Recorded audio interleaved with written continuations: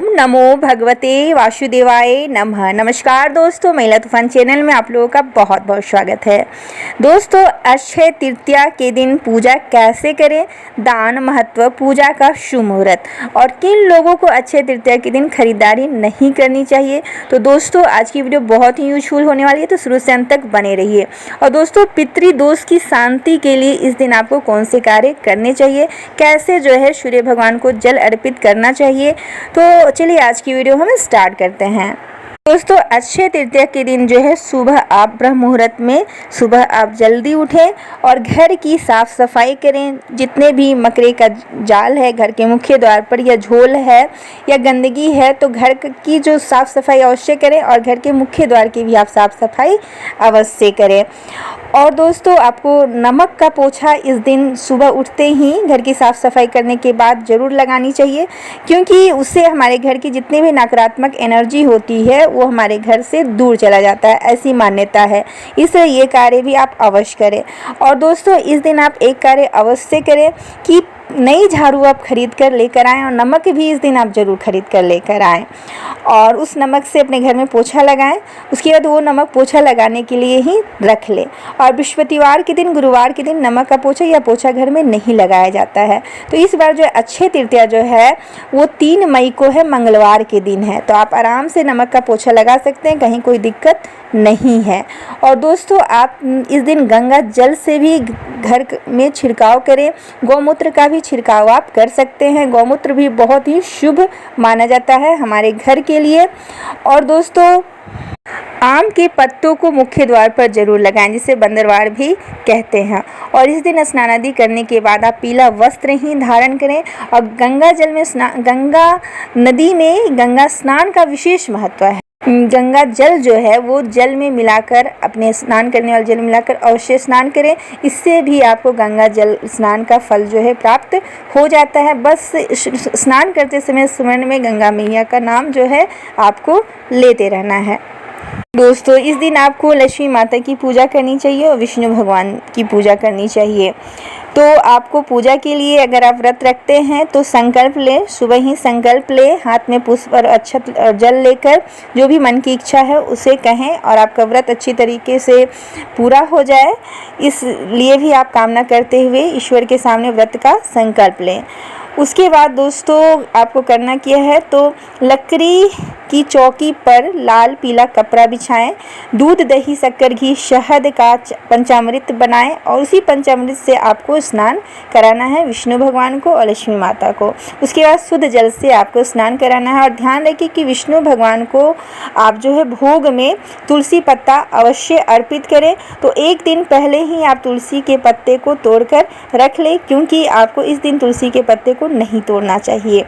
तो ये कार्य आप अवश्य करें। और आभूषण फूल आप जरूर चढ़ाएं। पीला पुष्प जो है विष्णु भगवान को अर्पित करें, लाल पुष्प लक्ष्मी माता को अर्पित करें, चंदन रोली अक्षत लगाएं। और आपको ध्यान रखना है कि वस्त्र में, आपके पास अगर वस्त्र नहीं है, अगर है तो आप वस्त्र जरूर विष्णु भगवान को पीला वस्त्र और लक्ष्मी माता को लाल वस्त्र धारण करवाएं। और नहीं तो आप कलेवा जो है, कलेवा को भी जो जिसे रक्षा सूत्र कहते हैं, उसे भी आप तोड़कर वस्त्र स्वरूप जो है अर्पित कर सकते हैं।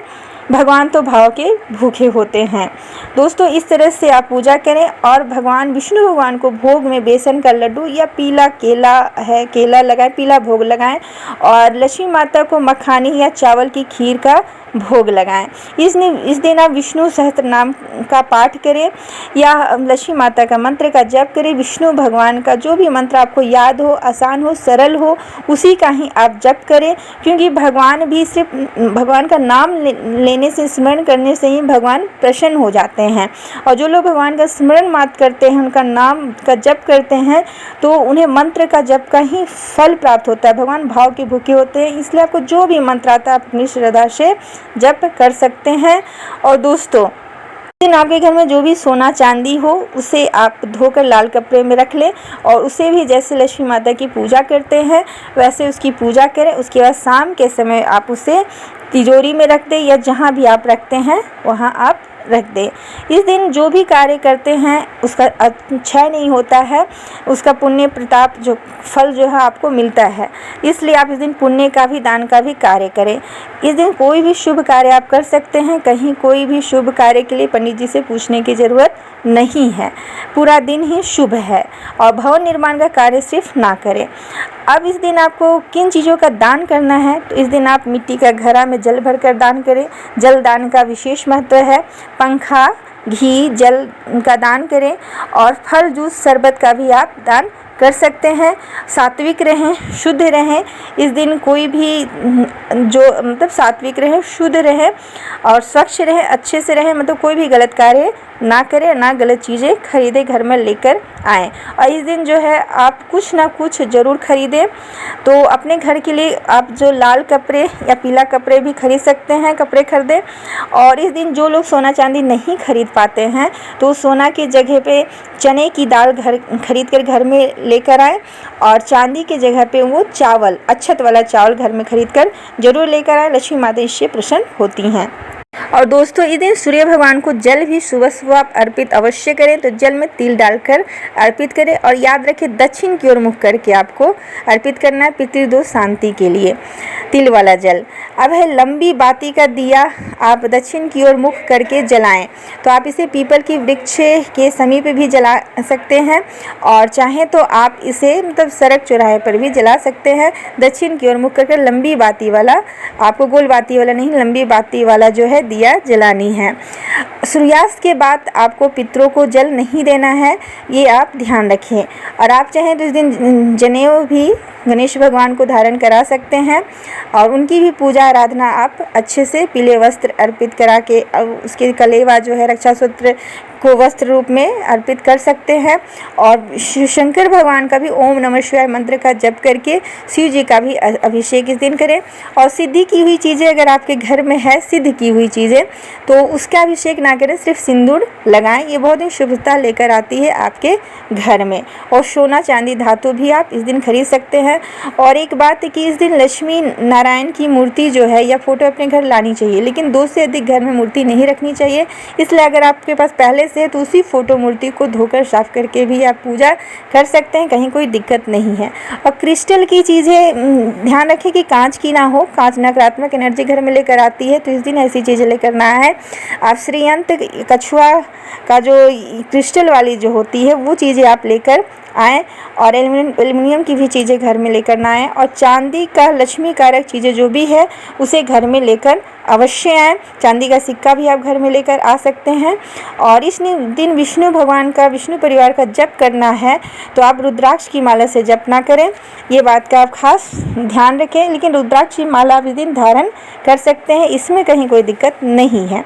आप चिंतामणि कवच का धारण कराएं अपने बच्चों को जो पढ़ाई के योग्य हैं, जो विद्यार्थी हैं उन्हें। और इस दिन शंख भी आप घर में खरीद कर ला सकते हैं। दक्षिणावर्ती शंख खरीदें, चिकना कांटे वाला पूजा वाला खरीदें। गोमती चक्र भी लाएं। और इस दिन पीली कौरी लक्ष्मी माता का स्वरूप माना जाता है, तो वो भी खरीद कर लाए और इसकी पूजा करिए। मैंने पिछले वीडियो में बताई हैं, तो इस तरह से आपको करनी चाहिए। और इस दिन और एक खास बात का ध्यान रखें, जो गृहस्थ लोग हैं जो उनके लिए विशेषकर ये नियम है कि पुरानी झाड़ू को इस दिन आपको फेंक देना है और नई झाड़ू सुबह सुबह ही नई झाड़ू लेकर आएँ। और पूरे घर की साफ़ सफाई करने के बाद जो है नई झाड़ू को घर में रखें और पुरानी झाड़ू को फेंक दें। और नई झाड़ू की भी आप मतलब अक्षत कुमकुम लगाकर मतलब भोग चढ़ाकर पूजा कर लें। तो इस तरह से मतलब आपके घर में लक्ष्मी माता का आगमन होता है। झाड़ू जो है लक्ष्मी माता का स्वरूप है और ये हर कोई के बजट में है, हर कोई खरीद सकता है। तो ये छोटा सा कार्य आप अवश्य कर लें। तो आशा करती हूँ ये वीडियो आपके लिए बहुत ही यूजफुल रही होंगी। वीडियो अच्छी लगी हो तो लाइक करें, शेयर करें, कमेंट करें। मेरे चैनल पर नए हैं तो सब्सक्राइब करें। धन्यवाद।